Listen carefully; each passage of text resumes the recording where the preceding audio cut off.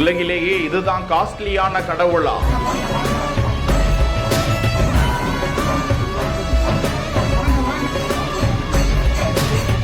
கோடி ரூபாய் மதிப்பிலான ரூபாய் நோட்டுகள் மற்றும் தங்க நகைகளுடன் அலங்கரிக்கப்பட்ட அம்மன்.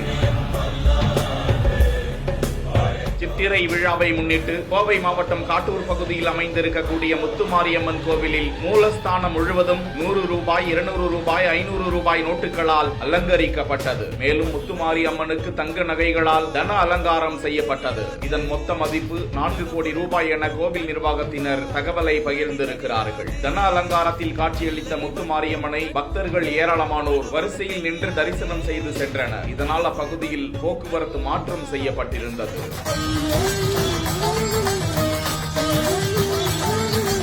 100% placement guarantee உடன் BCom, BCA, BBA, BSc படிக்க JNN College of Arts and Science, Chennai.